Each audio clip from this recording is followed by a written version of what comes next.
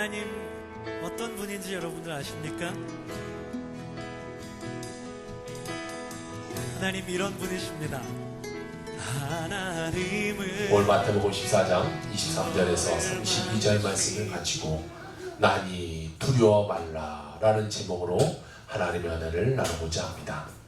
우리의 신앙생활은 예수님을 믿고 한평생 예수님과 동행하는 것이 신앙생활입니다. 우리가 예수님과 동행할 때에 우리 삶에 기쁨이 있고 즐거움이 있고 희망이 있고 치료가 있고 용서가 있고 회복이 있게 되는 것입니다. 그럼 우리 삶 가운데 언제 문제가 나타납니까? 그것은 예수님과 멀어질 때 우리 삶 가운데 문제가 나타나요. 예수님의 제자들이 예수님과 함께 있을 때는 축복의 자리에 있었어요. 모든 삶이 잘 됐어요. 예수님의 기적을 보며 예수님의 기적을 받으며 또 예수님처럼 그들도 기도하며 기적을 체험했어요. 그런데 예수님으로부터 점점 멀어지자 그들의 삶이 문제가 다가오죠. 오늘 본문에 보면 그들이 예수님과 멀어져요. 그들이 배를 타고 먼저 이 갈릴리 바다를 건너가는 그 가운데 풍랑이 그들을 찾아오게 됩니다. 오늘 그 제자들이 풍랑을 만난 그 이야기를 통하여 우리에게 주시는 영적인 교훈을 살펴보기를 원합니다. 우리는 예수님으로부터 멀어져서는 안 돼요. 어떻게든지 예수님과 가까이 해야 돼요. 여러분 가정 가운데, 여러분 사업장 가운데, 여러분 직장 가운데 예수님을 모셔드리기를 주의 이름으로 축원합니다. 주님이 함께할 때는 늘 기쁨이 있어요. 주님이 내 가정에서 멀어지고 내 사업장에서 멀어지고 내 직장에서 멀어지니까 그것이 고통이고 그것이 문제가 되게 되는 것이. 오늘 첫 번째로 같이 나눌 말씀은 홀로 기도하신 예수님의 모습에 대해서 같이 나누고자 합니다. 예수님은 오병이의 기적을 통하여 5,000명을 먹이셨어요. 남자만 장정 5,000명이니까 많게는 여자와 또 어린이와 어른까지 합치면 약 2만 명이 넘는 사람들에게 예수님은 먹이셨어요. 엄청나게 큰 기적을 발하셨어요. 이때가 언제냐? 마지막 유월절이에요. 예수님이 공생의 기간 가운데 3번의 유월절을 맞이하는데 첫 번째, 두 번째 이 유월절 가운데는 예수님이 예루살렘으로 가세요. 그런데 이제는 마지막 때가 됐어요. 그리고 바리새인들이 예수님을 잡아다가 감옥에 넣고 예수님을 죽이려고 하는 것을 예수님이 알고 마지막 세 번째 유월절 때는 예루살렘으로 가지 않고 그대로 갈릴리 근처에 계셨어요. 그러자 예루살렘에 있고 모든 사람들이 예수님을 만나러 그 유월절 기간 가운데 이 갈릴리 근처로 찾아오게 된 것이죠. 이것은 그 당시에 엄청난 일이에요. 그들은 다 성전 중심이잖아요. 그 성전으로 찾아가야 되는데 성전으로 가지 않고 예수님을 찾아왔다는 거예요. 그 먼 거리를 예수님을 찾아와서 예수님 말씀을 들었어요. 그럴 때 예수님이 기적을 베푸시게 된 것이죠. 여러분, 이 놀라운 기적을 베푼 것을 보고 사람들은 말했어요. 예수가 정말 이 세상에 진실한 선지자구나. 예수가 우리의 왕이구나. 예수를 왕으로 삼자. 예수를 왕으로 삼자. 막 사람들이 소리쳤어요. 그런데 예수님은 그 무리를 다 돌려보내셨다라고 말하고 있어요. 나를 막 친송하고 나를 높여주려고 하는 그 사람들을 돌려보내고 예수님은 뭐라고 하셨냐? 오늘 23절에 보니까 무리를 보내신 후에 기도하러 따로 산에 올라가시니라. 저물매 거기 혼자 계셨다라고 말하고 있습니다. 사람들이 칭송해요. 예수님이 우리의 왕이십니다라고 막 말해요. 우리의 모든 것 되신다고 말하는 그때에 예수님은 그들을 보내시고 산에 올라가서 기도하시게 된 것입니다. 여러분, 세상의 사람들은 어때요? 막 사람들이 날 칭송해줘요. 막 사람들이 우리를 높여줘요. 막 사람들이 우리를 왕 되신다고 막 말하고 있어요. 그러면 우리는 교만할 수밖에 없죠. 막 그것에 취해서요, 술에 취하고 쾌락에 취하고 마음껏 자기 뜻대로 자기 마음대로 행동하면서 인생을 살아가다가 타락하는 삶을 살게 되죠. 그런데 예수님은 그 가운데 무리를 다 보내시고 따로 산에 올라가셔서 기도하셨다라고 말하고 있습니다. 사람들은 많은 사람들이 높일 때에 교만하고 쾌락 가운데 빠지지만 예수님은 그 시간을 구별하여 하나님께 나가 기도하고 경건의 시간을 가졌다라는 것입니다. 우리의 삶은요, 세상에 어떤 일이 있다고 해서도 흔들려서는 안 돼요. 우리의 중심을 바르게 잡고 있어야 돼요. 우리의 영적인 컨디션을 잘 관리하는 삶을 살아야 돼요. 이 영성을 관리하지 못하니까 문제가 생겨요. 영성이 떨어지니까 그 삶 가운데 문제가, 어려움이 계속해서 찾아오게 되는 것이죠. 여러분, 우리는 하나님의 자녀라면 항상 기도에 힘써서 이 영성을 최상으로 끌어올리는 그 삶을 살아가야 되는 것입니다. 영성이 떨어져서 우리는 하나님과의 그 교제에 가장 신경을 쓰고 있어야 되는 것이죠. 늘 주님만 의식하고 주님만 바라보는 삶을 살아가야 되는 것입니다. 오늘 히브리서 12장 2절은 이렇게 말하고 있어요. 믿음의 주요 또 온전하게 하시는 이인 예수를 바라보자. 할렐루야. 우리는 오직 예수님만을 바라봐야 돼요. 예수님만을 바라봐야 돼요. 그런데 다른 것을 바라보고 있으니까 문제가 다가오는 거예요. 예수가 아닌 다른 것을 바라봐요. 세상을 바라봐요. 물질을 바라봐요. 내가 지금 처해 있는 그 환경을 바라봐요. 그것보다 더 뛰어난 예수를 바라보고 나아갈 때 우리의 삶은 모든 것이 해결되게 될 터인데 예수를 바라보지 못하니까 어려움이 처하게 되는 것이죠. 여러분, 예수를 바라보는 여러분의 삶이 되길 주의 이름으로 축원합니다. 우리의 믿음의 경주를 하는 사람들이에요. 우리는 믿음의 삶을 살아가요. 그런데 그 믿음의 경주는 단거리가 아니라 장거리, 멀리 봐야 돼요. 막 지금 급하게 뛰고 내 삶이 안 됐네, 내 삶은 이렇게 어렵네, 이것을 말하는 자가 되어서는 안 돼요. 저 멀리 천국을 바라보면서 하나님이 베푸실 그 은혜를 바라보면서 오늘도 우리는 한 걸음 한 걸음 나아가는 삶을 살아가야 되는 것입니다. 잠깐 사람들에게 높임받고 인기가 있다고 해서, 또는 반대로 지금 억울하고 고난받고 멸시를 당한다고 해서 그 가운데 일희일비하지 말고 그 삶 가운데 연연하지 말고 늘 기도로 주님께 나아가는 삶을 살아가는 우리가 필요합니다. 우리는 예수님처럼 홀로 가서 기도할 수 있는 삶을 살아야 돼요. 우리는 기도해야 돼요. 여러분의 삶을 한번 돌아보세요. 멀리도 바라보지 마세요. 한 주간의 삶만 한번 보세요. 여러분은 얼마나 기도하면서 인생을 살으셨습니까? 홀로 기도하는 시간이 과연 얼마나 됩니까?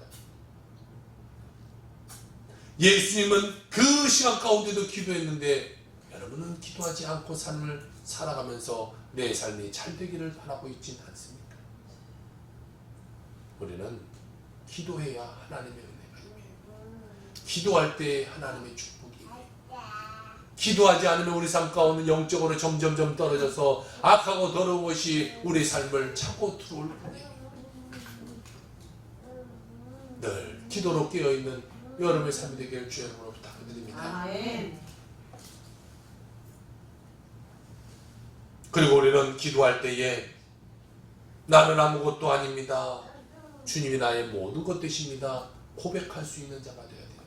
여러분, 내 삶에 내가 살아있으니까 늘 어려움이 다가와요. 내 삶에 예수님이 살아있어요. 예수님의 능력이 나타나요. 내가 죽어야 예수가 일하는 거예요. 고린도전서 10장 31절을 다 같이 한번 읽어봅시다. 시작. 그런즉 너희가 먹든지 마시든지 무엇을 하든지 다 하나님의 영광을 위하여 하라 라고 말하고 있습니다. 우리는 무엇을 하든지 하나님의 영광을 위해서 살아야 돼요. 아니 목사님, 내 삶은 그런 삶이 안 돼요, 내 삶은 그럴 수 없는 삶이에요 라고 말하는 것이 아니라 무엇을 하든지 하나님의 영광을 위해서 살아가는 삶이 돼야 돼요. 금요 전화를 마치고 집에 가서 TV를 켜보니까 요즘 쇼미더머니라는 이런 프로그램을 하는 것을 봐요. 그런데 그 심사위원회 보니까 다른 사람들은 제가 잘 모르겠는데 BY라는 친구는 제가 알아서 그 BY라는 친구가 보여요. 이 BY라는 친구는 정말 대단한 친구죠.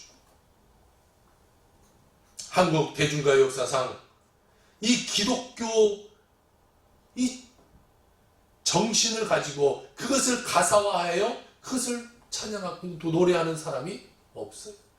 보통 교회를 잘 다니신 분도 직접적인 직설법을 쓰지 않고 간접법을 써서 하나님을 찬양하긴 해요. 그런 가수들이 많이 있어요.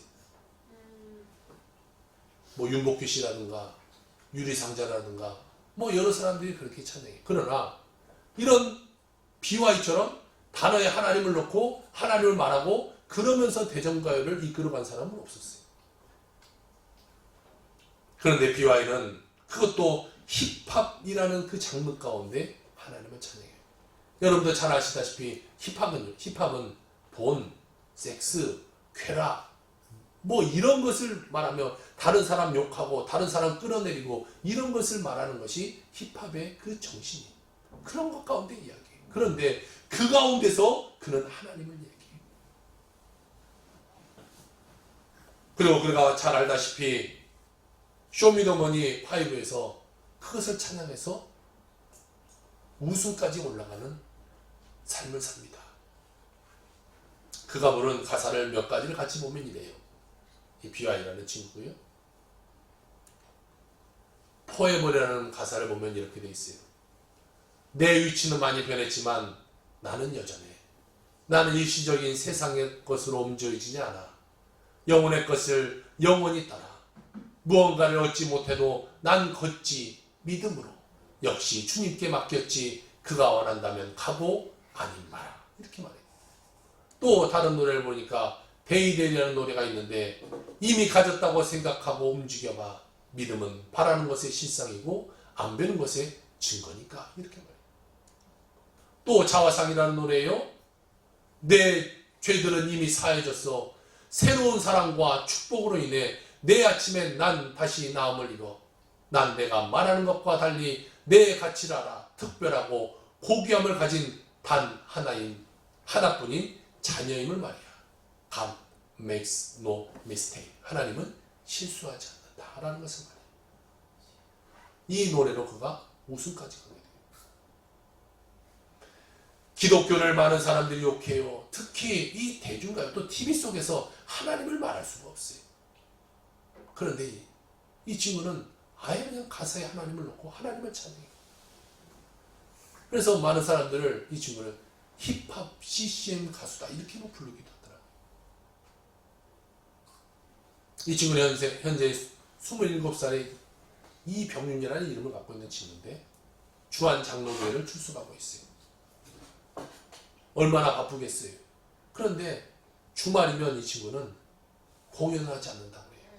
왜 공연하지 않느냐 물어봤더니 나는 교회에 집중하기 위해서 공연하지 않는다라고 말해요. 한 번 공연하면 돈이 수천만 원이에요. 주말이 가장 바쁜 시간 아니겠어요. 그런데 자기는 하나님께 목숨을 걸겠다고 하지 않고 있어요. 이 친구는 여러 이 수상식에서도 믿음 있는 말을 늘 많이 합니다. 제가 진리라고 믿고 있는 하나님의 말씀을 저는 여기서 말하고 싶습니다. 뭐 이런 말이 시상식에서 해요. 그리고 또 요한복음 1장 1절에 3절까지의 그 성경을 외워서 그냥 시상식 때 그것을 말해요. 저는 사장님도 없어요. 그래서 지금 이 자리에서 감사드릴 분은 하나님뿐입니다. 라고 말해요. 머릿속에 그린 대로 꿈꾸는 대로 말하는 대로 이루어주신 하나님께 감사합니다. 라고 말해요. 종교적인 이야기를 가사로 적은 것이 아니라 나의 이야기 그리고 신념을 가사에 담았을 뿐입니다. 예수님께서 제게 준 것이 너무나 많습니다. 믿기 전의 삶과 믿고 난 뒤의 삶이 많이 달라졌습니다. 그는 이런 말을 인터뷰 가운데 늘 합니다. 여러분은 여러분 삶 가운데 하나님을 어떻게 전하고 계십니까? 내 삶은 이래서 못 전하고 내 삶은 그런 위치가 아니라서 못 전하고 나는 예수님을 전할 수 없는 삶이라고 못 받고 살고 있지는 않습니까? 가장 기독교를 핍박하고 있는 이 대중음악 세계 가운데 그는 하나님을 찬양하고 힙합의 높은 위치 가운데서 이야기하고 있어요. 많은 사람들은 이 친구가 다니는 교회를 인터넷으로 이 조회를 해보고 있어요. BYN을 쳐보니까 주한 장로교회가 영광 검색어로 뜰 정도로 사람들이 많이 이야기해요. 그리고 뭐 BY 가라사대 해서 그런 이야기들이 많아요. 이 친구가 말하는 것이 많은 사람들에게 영향을 미치고 있다는 것이죠. 그는 수입에 11조를 드리는데 5개월에 1억씩 하나님께 11조를 드린다고 말해요. 엄청난 11조를 하나님께 다 드리고 있고 하나님을 위해서 살아가고 있다고 말합니다. 여러분, 여러분의 초점은 어디에 있습니까? 내 삶은 안돼에 초점이 있습니까? 아니면 내 삶에서도 어떻게든지 하나님을 찬양하겠다고 고백하는 삶을 살고 계십니까? 여러분, 여러분의 위치가 다 다르죠. 하시는 일들이 다 달라요. 그렇지만 여러분의 위치 가운데 내가 하나님을 찬양할 수 있는 그 부분에 하나님을 찬양하기를 주의 이름으로 부탁을 드립니다. 아멘. 두 번째로 오늘 풍랑을 만난 제자들에 대해서 같이 은혜를 나누고자 합니다. 오늘 본문 24절에 보니까 배가 이미 육지에서 술이나 떠나서 바람이 거스림으로 물결로 말미암아 고난을 당하였다라고 말하고 있습니다. 예수님과 함께 그들은 산에 머물러 기도하지 않았어요. 그들이 먼저 배를 타고 무리를 가고 있었어요. 그런데 그 가운데 풍랑을 만납니다. 풍랑이 얼마나 심했든지 그들이 이 배를 타고 좀처럼 건너가기가 힘들었어요. 그들은 대부분 어부였잖아요. 그리고 이 갈릴리 바다가 그들의 삶의 터전이에요. 그러니까 누구보다도 잘 알아요. 그런데 이전에 당하지 못한 그 큰 풍랑이 그들이 찾아왔고 그들은 거기서 죽을 것 같은 그런 삶을 살았어요. 그들은 호숫가에서 이미 한 4km에서 5km 정도 떠났어요. 그러다 보니까 그들은 이제 다시 육지로 돌아올 수도 없고 다시 건너갈 수도 없는 그 진퇴양난에 빠진 그 오고 가도 못하는 그런 상황 가운데 그들이 빠져서 풍랑을 만나고 있었어요. 여러분, 우리가 인생을 살다 보면요, 시련이 찾아와요, 역경이 찾아와요, 문제가 찾아와요. 그때 우리는 주님이 도대체 어디 계십니까? 왜 내 삶 가운데 하나님 계시지 않습니까? 왜 나와 함께 하지 않습니까? 우리는 원망 불평하죠. 그런데 여러분 한번 잘 생각해 보세요. 하나님이 나를 떠나서 나에게 응답하시지 않는 것인지 아니면 내가 하나님께 멀어졌는지. 대부분요, 내가 하나님께 멀어졌기 때문에 하나님의 역사가 내 삶 가운데 일어나지 않는 거예요. 내가 하나님께 붙어있기만 하면요, 하나님의 역사는 계속해서 임하는데 이 제자들처럼 배를 타고 예수님을 멀어졌기 때문에 그들에게는 풍랑이 다가오게 되는 것이고 우리 삶 가운데 예수님은 멀어졌기 때문에 우리 삶 가운데 어려움이 찾아오게 되는 것이에요. 우리가 예수님을 떠날 때, 예수님께 멀어질 때 환난의 바람이 불어와요. 어려움의 바람이 불어와요. 그런데 그 환난이 왜 우리를 불어올까요? 나는 예수 믿는데, 나는 예수 믿고 잘 살아가는데 왜 내 삶에 어려움이 다가와요? 왜 문제가 다가옵니까? 왜 병이 찾아오고, 왜 내 삶에 물질의 문제가 찾아오고 자녀의 문제가 찾아와요? 내 삶에 찾아온 환난은 나를 죽이려는 환난이 아니에요. 하나님이 나를 고쳐 사용하기 위한 환난이 된 것입니다. 내 삶에 어려움이 찾아와요. 예전에 제 삶 가운데 감시성 초점으로 평생 척추가 다 굳어서 누워 살아야 될 제 인생이었잖아요. 그런데 하나님이 왜 제 인생 가운데 그런 어려움을 주셨을까요? 왜 그런 병을 주셨을까요? 그것을 경험하고 그것을 이기게 하고 기도로 이기게 하고 모든 치유마다 많은 사람들에게 기도가 줄 수 있는 사람으로 하나님 만드시기 위해서 제 삶 가운데 어려움을 집어넣게 해주시는 거죠. 여러분, 하나님은 괜히 우리를 어렵게 하지 않아요. 괜히 우리를 힘들게 하지 않아요. 하나님의 그 뜻 가운데 사용하기 위해서 우리를 때로는 환난 가운데 넣기도 하게 되는 것이죠. 그러면 우리가 환난이 다가오고 어려움이 다가오면 뭐 하겠어요? 기도해야겠죠. 기도하고 하나님께 다가가고 기도하고 말씀 가운데 다가가고 기도하고 그 환난을 바라보며 더 하나님께 나아가 회개할 줄 아는 자가 되어야 돼요. 여러분, 회개할 때 하나님의 능력이 임해요. 우리 삶 가운데 환난을 가장 빠르게 통과하는 방법은 무엇이냐? 회개하는 것이에요. 그러면 모든 어려움은 떠나가게 돼 있어요. 회개하지 못하고 계속해서 하나님과 대치 상태에 있기 때문에 내 삶의 문제가 떠나가지 않아요. 내가 완전히 하나님께 굴복해야 되는데 굴복하지 않으니까 계속해서 내 삶 가운데 문제가 다가오게 되는 거예요. 여러분, 하나님 안에서 내가 살아있으면 안 돼요. 내가 죽고 예수가 살아야 돼요. 예수가 살아야 돼요. 내 삶 가운데 내가 살아있으니까 계속 어려움이 다가오게 되는 거예요. 1871년 시카고에서 엄청난 큰 화재가 일어났어요. 그 화재로 인해서 300명이 죽고 17,000채의 건물이 불타버렸어요. 9만 명의 이재민이 발생했어요. 이로 인해 당시 무디 목사님이 담임하고 있던 이 교회 건물이 불타버렸어요. 이 교회가 바로 시카고 일리노이 스트리트 처치, 그리고 YMCA의 첫 건물이었던 파웰 홀이 다 불타버렸어요. 절망이 찾아왔죠. 문제가 찾아왔죠. 도대체 왜 하나님은 도와주시지 않고, 아니 불이 다 타버려도 교회는 살아있어야 하나님의 영광이 더 나타날 것 같은데 왜 교회가 싹 불타버렸어요? 하나님의 그 뜻은 이해할 수가 없었어요.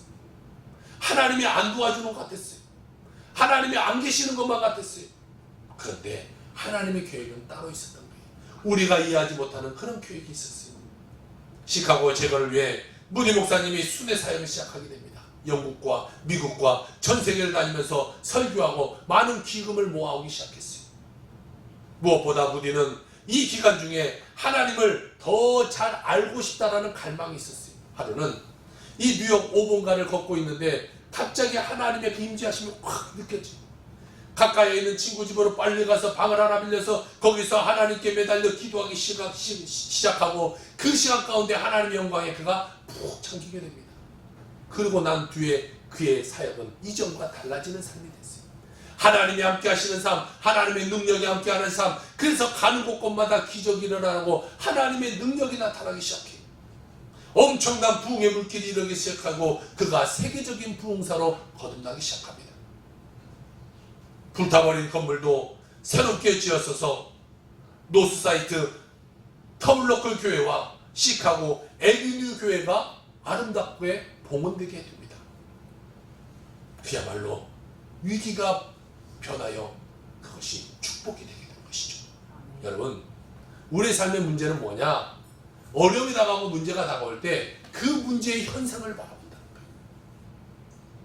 현상을 바라보니까 우리 삶은 계속해서 어려워요.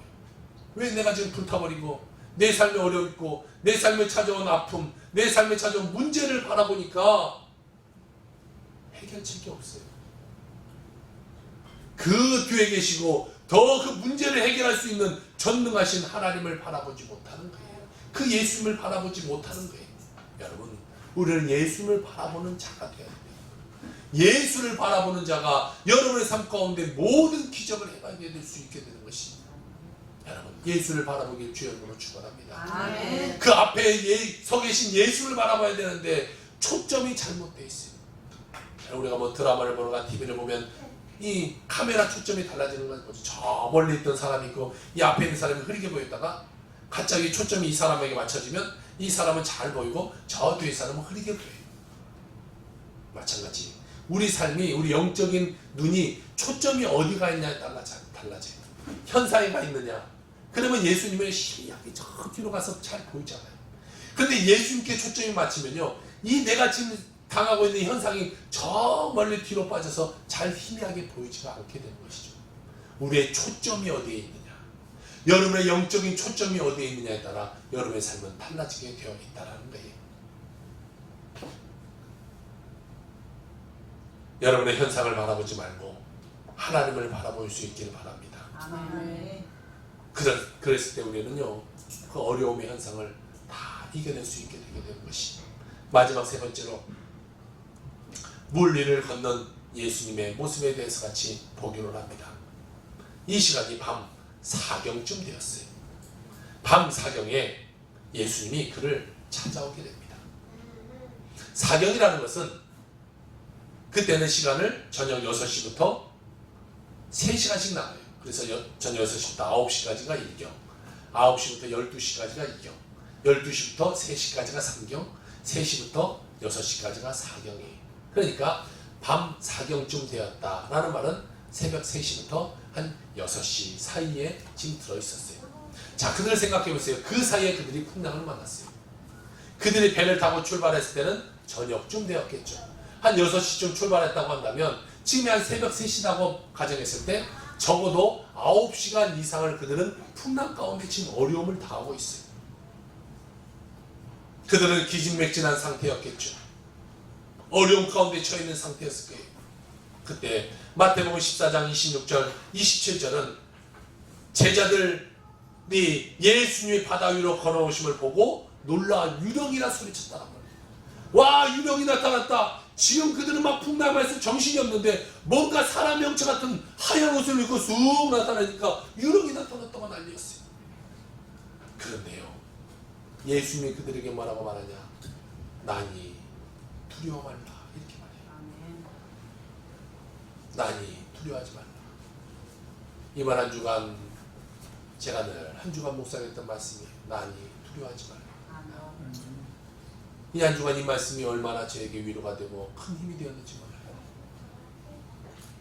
어려움에 처했고 문제가 처했으니까 주님이 여러분에게 말씀하고 계십니다. 나니 두려워하지 말라. 여러분 무엇을 두려워하고 무엇을 걱정하고 살고 계십니까? 내가 너에게 가까이 왔는데 무슨 걱정이냐? 내가 네 사업 가운데, 네 직장 가운데, 너의 건강의 문제 가운데, 자녀의 문제 가운데 내가 함께 했는데 네가 무슨 걱정이냐? 두려워하지 말라, 걱정하지 말라, 염려하지 말라. 내가 너와 함께하고 있다. 주님은 오늘 여러분에게 말씀하고 있는 것입니다. 나니 두려워하지 말라. 제자들은 예수님을 유령으로 착각하고 유령이라 소리쳤지만 주님은 다가와 나니 두려워하지 말라. 야, 너희 풍랑 가운데 있구나.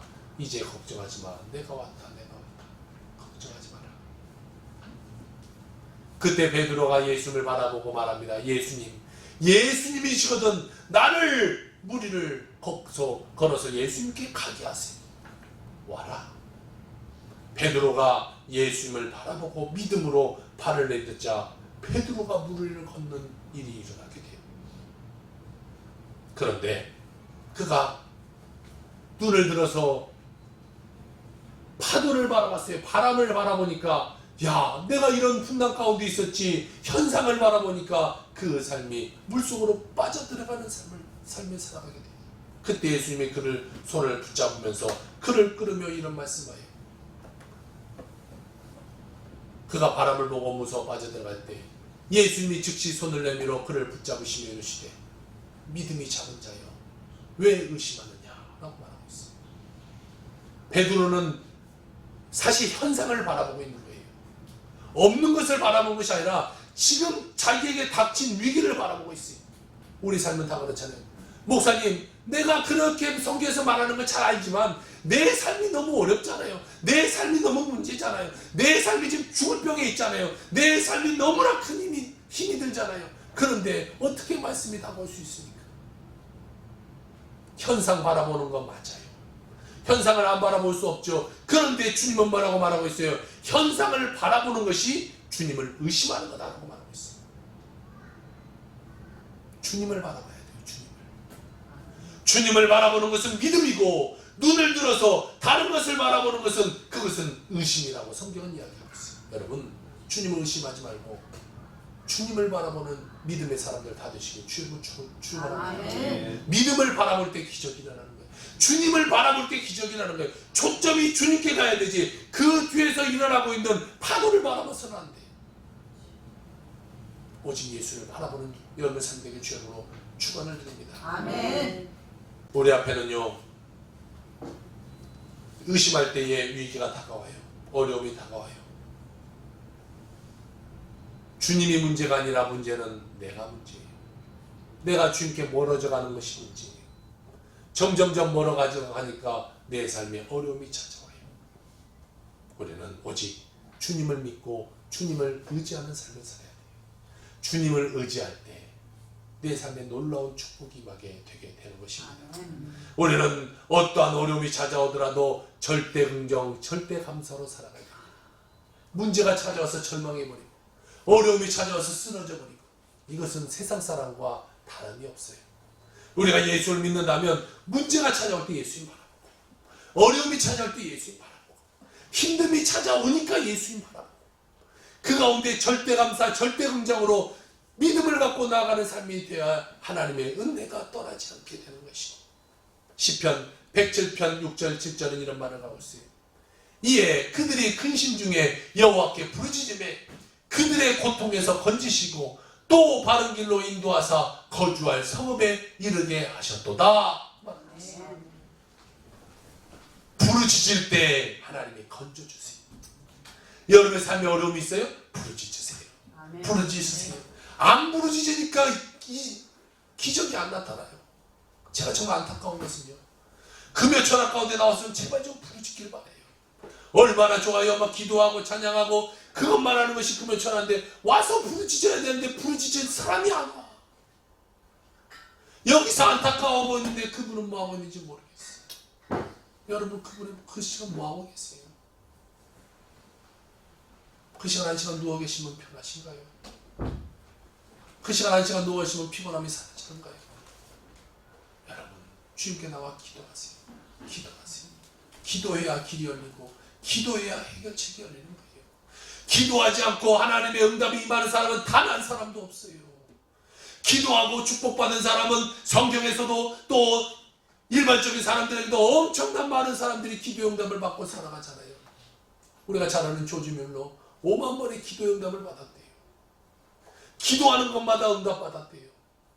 여러분, 기도하는 여러분의 삶 되길 주의 이름으로 부탁을 드립니다. 아멘. 우리는 하나님의 말씀을 따라 사는 삶이 되어야 돼요. 그런데 하나님의 말씀이 아니라 반대를 바라봐. 하나님이 바라보라는 것을 안 보고 다른 것을 바라보니까 문제가 다가와요. 우리가 성경에 보면 요나라는 사람을 잘 알죠. 하나님이 너는 니느웨로 가서 거기서 회개의 복음을 전파하라 라고 했어요. 근데 니느웨는 자기들을 지금 억압하고 힘들게 하는 나라의 수도예요. 가서 하나님의 말씀을 전하면 그들이 회개하고 하나님께 돌아올 것이 뻔해요. 그러니까 그것이 보기 싫은 거예요. 그냥 그 나라는 망해버렸으면 좋겠어요. 그래서 하나님의 말씀하시는 그 니느웨를 바라보지 않고 다시스를 바라보며 다시스로 갑니다. 다시스로 갈 때에 그 배에 풍랑이 일어나게 되는 것입니다. 그를 던지자 하나님이 큰 고기를 준비하시고 그를 뱃속에 넣게 됩니다. 그는 고기의 뱃속에서 무엇을 했냐? 회개했어요. 회개하자 그가 고기가 무태 가서 푹 하고 토했는데 그것이 니느웨에서 가장 가까운 해변가에다 갖다 토해놓은 거예요. 여러분, 내가 하나님을 바라보지 않고 다른 것을 바라보면 풍랑이 일어나지만 풍랑이 일어난 배에도 예수님을 모시면 그 배가 잠잠해지게 되는 것입니다. 여러분의 삶 가운데 어떤 풍랑이 일어나고 있습니까? 여러분의 가정은 안전한 배입니까? 여러분의 사업장은 안전한 배입니까? 여러분의 가정 가운데 예수를 모시세요. 어떠한 큰 풍랑이 일어나든지 예수를 모시면 그 풍랑은 그새 잠잠해지게 되게 되는 것입니다. 아멘. 최근에 장애를 가져다 준 인생을 그 풍랑을 이겨내고 박사학위를 받은 김기현 집사님이라는 분이에요. 이 집사님은 의료사고로 중도 시각장애인이 되었어요. 최근에 재활 상담학으로 아이오와 대학에서 박사학위를 받고 귀국해 현재는 후학을 가르치고 계시는데, 이 집사님은 대학 수학능력시험 전국 1% 안에 드는 아주 천재였어요. 공부를 아주 잘해서 그는 외교관이 되고 싶어야 연세대학교 프로국문학과에 특차로 입학하게 됩니다. 그런데 대학교 1학년 여름 턱 부종교합을 수술받기 위해서 병원에 가서 이 턱이 틀어진 것을 부종교합을 받다가 이 3분간 의사의 실수로 질식을 하게 됩니다. 3분간 목이 막혀버렸어요. 그래서 3분 후에 그가 이 의사가 다시 이렇게 했는데 벌써 온몸이 다 마비가 되어버리고 눈의 시력을 잃어버렸어요. 의사의 가실로 그가 이런 전신마비의 시각장애인이 하루아침에 되어버렸어요. 병원을 상대로 소송을 냈지만 절대로 우리나라에서는 병원을 이기지 못해요. 당연히 패소하고 맙니다. 피눈물 나는 재활로 이 전신마비에 된 것은 돌아왔어요. 그런데 이 시력이 회복되지 않아요. 이 시력을 회복하려고 미국의 유명한 이 병원을 다 찾아다녔지만 병원에서 이 사람의 뇌사진을 보고서는 당신은 지금 말하고 걷고 살아있는 것만도 기적입니다. 이렇게 말하면서 그 사람을 그냥 내보내는 거예요. 갑작스럽게 다가온 인생의 풍랑 앞에 그녀는 무당을 찾아가기도 하고 자살하려고 옥상에 올라가기도 했어요. 그러다가 4년 만에 학교를 다시 복학하게 되고 성서와 기독교라는 기독교 교양 과목의 수업을 듣는 순간 하나님을 만났어요. 그때 그녀를 움직이는 말씀이 고린도후서 5장 17절의 말씀이었어요. 그런즉 누구든지 그리스도 안에 있으면 새로운 피조물이라. 이전 것은 지나갔으니 보라 새 것이 되었도다 라고 말하고 있어요. 그런 이후에 침례를 받고 예수를 영접합니다. 그리고 감사 기도를 드리고 믿음을 가진 후에 기도하는 것마다 그가 응답받게 돼요. 평소에 그는 배우자를 위해서 열심히 기도했어요. 기도하는 것마다 그는 응답했기 때문에 그 배우자를 위해서 기도하는데 그 무엇을 기도했냐? 이 시각장애인을 잘 이해해 줄 수 있는 사람을 만나기를 기도해요. 여러분, 기도하는 대로 이루어져요. 결혼을 앞두고 있는 사람이 있으면 여러분 기도하세요. 그러면 기도하는 대로 하나님이 좋은 만남도 이루어지게 하게 되는 것이죠. 자, 그가 그렇게 기도하자 하나님은요 그의 기도를 들어주세요. 그가 가족 중에 저와 같은 시각장애에 있는 사람, 믿음의 가정에서 성장한 신앙인, 자상하고 가정적인 사람을 만나게 해주세요 라고 하나님께 기도했는데 하나님이 그의 기도를 들어줘서 한국 맹인교회에서 장애인들을 위해 봉사하러 온 현재의 남편을 만나고 그 시아버지는 장애인 학교 인천 해광학교 교감 선생님이고 어머니는 저시력 시각장애인이었어요. 그래서 남편은 정상이지만 그 장애를 가진 사람들의 마음을 잘 이해해 줄 수 있는 사람이었어요. 결혼 후에 장애인과 이 소외계층의 직업 문제를 돕기 위한 꿈을 가지고 남편과 함께 미국으로 유학을 갑니다. 그리고 보스턴 대학교에서 장학금을 받아 입학하고 최고의 성적으로 거기를 졸업하게 돼요. 이후에 아들도 낳고 아이오와 대학에서 박사를 취득하고 귀국하여서 지금 이 대구대학교에서 학생들을 가르치고 있는데 이 김기현 집사님은 시각장애라고 하는 그 절망의 풍랑을 만났지만 그가 그 풍랑 가운데서 걸어오는 예수님을 만난 거예요. 그래서 그 삶이 달라지게 된 거예요. 여러분, 예수님은 우리가 풍랑을 당하고 있을 때 그냥 먼 발치에서 바라보고 계시는 분이 아니에요. 우리 곁에 다가오시는 분이에요. 여러분께 다가오는 분이에요. 그런데 내가 하나님을 바라보지 못하고 다가오는 예수님을 바라보지 못하고 초점이 다른 데 가고 있으니까 계속해서 예수님의 내 삶 가운데 안 보신 것처럼 느껴지게 되는 것이죠. 여러분, 주님은 우리가 만난 절망의 풍랑 가운데 반드시 걸어오시게 되는 것입니다. 여러분 삶 가운데 어떤 주님이 여러분의 곁에 벌써 계십니다. 여러분의 초점은 주님께 있으세요. 풍랑을 바라보지 말고 문제를 바라보지 말고 주님을 바라보세요. 내 삶 가운데 어려운 일이 다가오고 문제가 다가왔지만 그 문제를 바라보지 말고 주님을 바라볼 때 여러분의 삶 가운데 새 희망이 찾게 되는 것입니다. 이전에 내가 상상할 수 없는 더 큰 하나님의 놀라운 은혜가 임하게 되어지게 되는 것입니다. 어떤 문제가 다가왔든지 간에 희망 되신 주님만을 바라보길 바랍니다. 그 주님을 의지하길 바랍니다. 풍랑이 잠잠해지고 주님의 축복이 우리 삶 가운데 풍성하게 임하게 되게 될 것입니다. 이 같은 축복을 받아 누리는 여러분의 모든 삶이 되었습니다. 모두 다 하나님께 영광 돌리며 평생 하나님을 위해서 헌신하며 살아가는 여러분의 삶이 되기를 주의 이름으로 축원합니다. 아멘. 기도합시다.